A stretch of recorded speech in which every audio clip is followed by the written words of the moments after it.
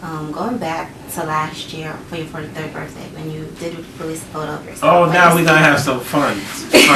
You talking about the Ducati picture where I'm butt naked with a Speedo. Yes. Where all of the guys that was following me on Twitter, they all unfollowed me, and then another 1 million girls started following me. Exactly. That picture, yeah, yes. That would be me. Actually, you've actually addressed this already, but I want to know, what is your diet? Because you did say that you felt like 26. How did I look? You looked great. It was shocking. It was shocking. Right? But you looked great. So it can't be shocking. I was very active in high school. But that's not something that we expect from you, right? Exactly. You would not expect Wyclef to be butt naked with some red underwear. And nor should you ever expect that. Again. Only on my 43rd birthday. Period. You ain't going to see that again. Okay. Not till I'm 50. No, but I think my friends that grew up with me, they know that I'm a goofball. So what happens is there's a perception about you in public. And because, you know, when you're in public, you got to be a certain way. Like, so it's like when you hear the name Wyclef Jean, you like, yo, this is a serious guy. You know, you're like, yo. But to every serious people, there's still fun part. So I just felt like y'all have known me in the industry for like 20 years. And I was like, yo, I'm going to do something that's crazy and it's going to shock y'all, the other side of Wyclef. But I don't want people to think on my free time, what I do is sit around on Ducatis with red underwears and have conversations with myself. But I love, especially like black people, what happened is we eat what we want and then we die. Like, you know what I'm saying? Like some rare heart attack and all of that stuff. So for me, like those that see me perform on stage, see me doing backflips, flying, and they're like, yo, how do you stay so active? I really think it's really just a balance of life. You know what I mean? Somebody asked me earlier, they was like, yo, if you could talk to your 20-year-old self, what would you tell him? You know what I'm saying? And I said, yo, I would have told him, be a little easy on the women. You know what I'm saying to you? Because it's like at the end of the day, it's really just a balance of self. And I think, so as long as you know, I ain't no preacher, right? My daddy was the preacher. So I ain't going to tell nobody, oh, don't drink, because when I do that, they're going to go drink another 20 bottles. I'm just going to say, if you're going to drink, just try to balance it out. You know what I'm saying? And then you got 7 days in a week. You feel me? So at the end of the day, I ain't going to tell you I don't eat candy.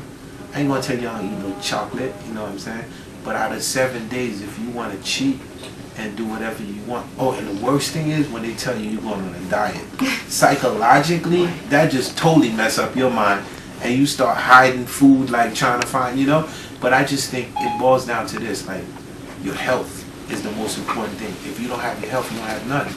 Because at the end of the day, you want to be flexible, you want to be able to move around, and you know, people want to make money. They want to work and make money. So a lot of times, what is the greatest richness we possess? It's our it's our health. You know what I mean? So people got to preserve that. So if you were to give us some health tips or exactly what day-to-day regimen that you do, giving us tips on what we could do to look as good as you did on that bike. You know what? I would encourage people, like, I wouldn't even say run, because sometimes people got bad knees, but you could decide you're going to walk on that treadmill, or you're just going to take that walk. Right. I think, don't you see like the Caribbean, when you look at Caribbean people, like look at all of the Jamaican artists, most of them, like whether if it's Vegas, Movado, and all of them, are they all not trim when you look at them? They are. Right? Yeah. Because mostly all they eat is fish and vegetables, you know what I'm saying to you? It's like naturally though. So I think that's a good thing to do, like at least like like fish and veggies and do what you do. That's a good thing. Is there anything else that you want people to know about what to look forward to for this year other than your music and bringing this thing, of course, that you're doing? What else can we look forward to? Well, bringing this thing is big, and they should go order it on pay-per-view. This is big, like you could actually order that on pay-per-view. And of course, I have a lot of different artists that's gonna come out, you know, and there's probably gonna be a website launch like next year, like through contract. I can't really talk too much about it, but I just think And then keep in mind, I've been working on the album in Europe. So I got a new sound getting ready to hit y'all in 2014. So I've been sonically just building. Because a lot of people's like, okay, sonically, where you come in, how you, because it's a new space.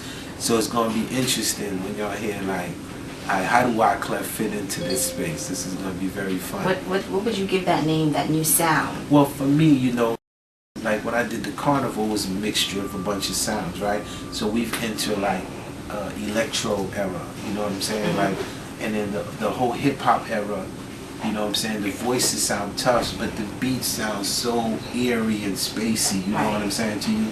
So what if we mix that with some live music and put it together? What would that fusion sound like? So that's some of that stuff we're working on. I'm actually glad you said that, because who are some of the artists today that you find inspiration from and that you look to and you say, you know what, this person changes the game? Who are some of those artists? I think Kendrick Lamar is tough, you know. I think I like Drake. I think Drake is tough. I like a lot of what Avicii does. I think Avicii's album is crazy. My favorite song right now is this girl that sings Summer Sadness. Lana Del Rey. What's her name? Lana Del Rey. Lana Del Rey. That song, my daughter's favorite song and my favorite song. So I like this. I like a lot of this stuff. Like some of the pop stuff is remind me of like the British invasion, like 1989, 1990. Like some of that stuff is just, it's like really cool pop. You know what I mean? Like when I was in the projects coming up, I know dudes that was in the projects that was singing Kenny Rogers, Gambler. Everyone know. You gotta know when to hold them, know when to fold them. I know the biggest drug dealers that are doing 25 years right now. When they was in the projects, they'd be like, come. You come and go. This sound funny, but it's so true because the music was like one thing. And that's what it's feeling like right now. It doesn't feel like there's no separation. Like the music is just all feeling like one thing again. So you're not worried that hip hop has gone too pop or soft? You're not too worried about that? Well, the word hip hop is a culture. And I think that when you walk, I think that music is a menu. So when you look at the menu, if you want hardcore hip hop, there's a place you can find it online. If you want what you consider like, you know, like LL Cool J had a style, like he had a rough style and a girl style. You can pick the style that you want. Then you have Old Dirty Bastard, Brooklyn Zoo, Ratchet, you know, when they came with it. So it's like you gotta pick your style. I think that, you know, hip hop is exciting and it will always be exciting because it's still the only form of music that you express yourself and say whatever the hell you want to without being censored. And with that, thank you so much for your Thank time. you, I really appreciate it. Thank you so much.